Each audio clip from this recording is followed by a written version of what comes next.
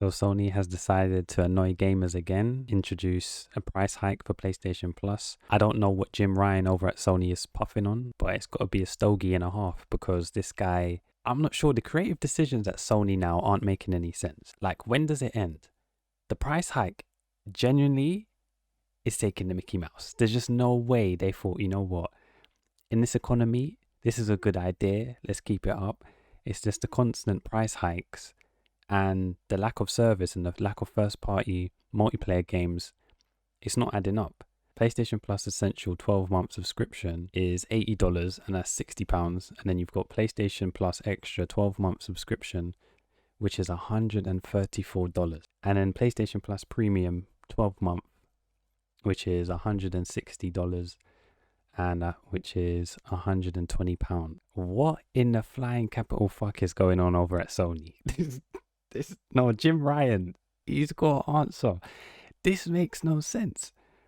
It's crazy. You're damn near paying essentially like a third of the console price. Like if you was getting a PS5, just for PlayStation Plus Premium. And the thing is, like, to play certain games online, you don't even need PlayStation Plus, like Apex Legends or Fortnite. I think Rocket League, I don't think you need that as well. Like, it's just weird.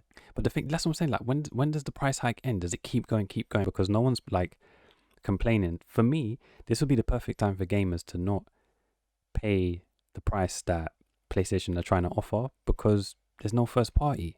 Like, to make a message to Sony saying no, what's going on? And they used to offer what, 6 games? What was it, every month for PlayStation Plus? I think it's gone down to 2. So hold on. So you're telling me you essentially be paying more, but you're getting less. It's a violation. But the thing is, I think console gamers, they're more lenient to getting ripped off. As bad as it sounds, they literally don't mind getting stepped on, essentially.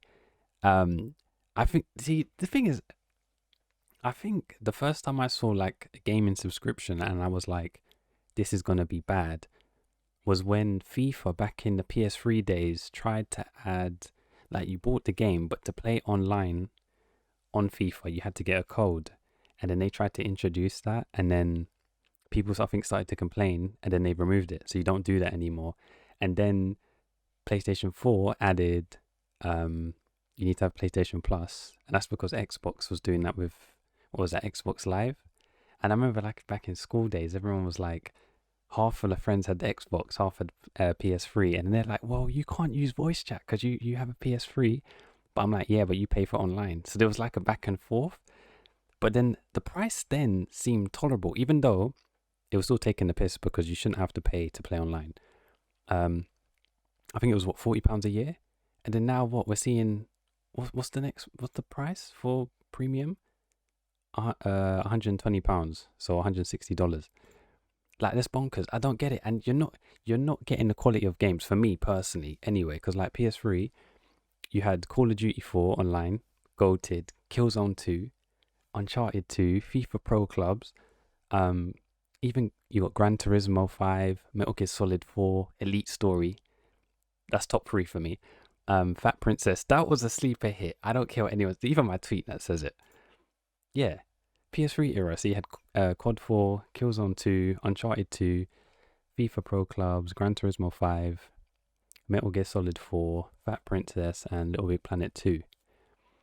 Like, and Uncharted 2 and Killzone 2, oh my lord. The best multiplayer experience ever for me, period. Killzone 2 for me, I believe is the best multiplayer game ever. Just my opinion. Like, COD 4, it's between Killzone 2 and COD 4. COD 4 is a different experience, but Killzone, the graphics, the gameplay, the environment, stuff breaking, like, and that's not even adding in Battlefield. But I'm just talking about for like first party, Uncharted 2 and Killzone. My lord, like, you're never gonna get that again. And online was free. Perfect. The only thing that was missing from PS3 era was cross game chat. They had cross, you could type to each other playing different games. I'm like, who has time for that? You're talking, you're playing a video game. You're like, oh yeah, hold on, let me type to my friend. So that's the thing. I don't understand, like, why Sony are so comfortable in this position. Like, it doesn't make any sense. Like, people was outraged when Game Pass price was going up. I just want to see the same energy for people when it comes to Sony. I don't want it to be like, oh yeah, well, Sony, their first party games, are good, but when I asked about multiplayer, you know, I don't see it. I don't hear anything. It's and that's why I moved to PC. Like, free online, better graphics, better frames. I'm still a casual gamer, but for me, it works out financially better anyway. It's just the paying for online just doesn't make any sense because you're already paying your internet bill, and then they want you to pay online to sign into a server to message your friend. Nah, nah. And the way Sony's going, I think they're just gonna keep increasing the price because Xbox seems to just be focused on Game Pass, and then that's like ruined the ecosystem as well because everyone's like, oh well, I don't want to fork out to buy the game. I'll just wait for it in Game Pass. The thing is, I used to call it games out your ass because the games they were offering were shite. But I was like, you know what, they're actually offering some good stuff. But it's then realizing that the developers are just producing games that are just like Game Pass fodder. That's just like, you're not really going to ever buy it full price. It's not worth it. And we're just going to have to see what Starfield's like. But yeah, I don't know. Sony, Jim Ryan, the executives over at Sony are just having a field day.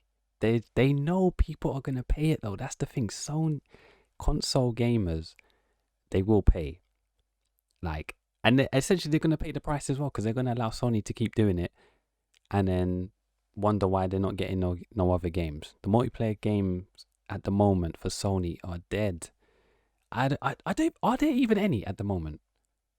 Guys, I know there was the Last of Us, but that came out ages ago, and they're doing remakes. So yeah, it's just odd to me. It's bizarre. I think it's going to continue.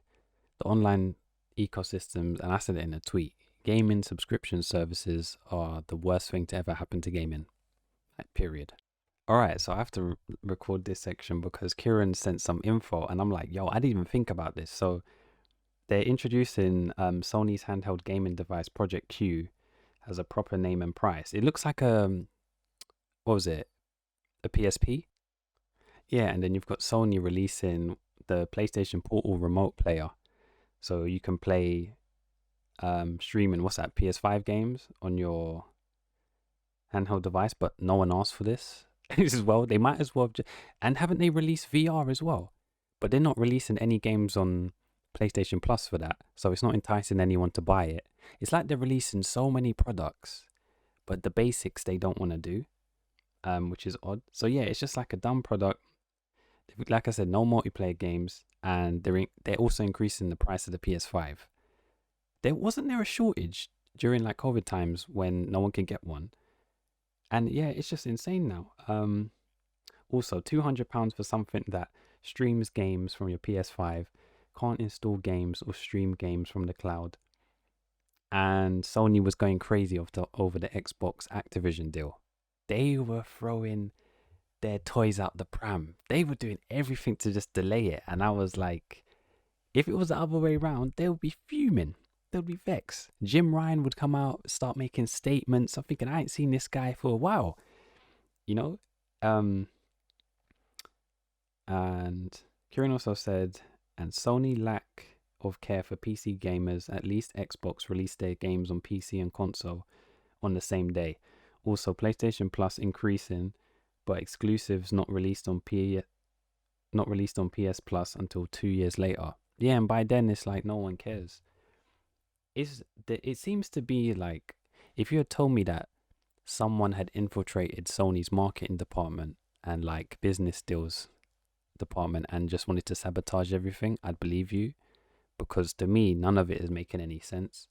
They just need to go back to basics. For me, it was just a PS3 era where you've got fire single player games but also great online, and you didn't have to pay for it as well.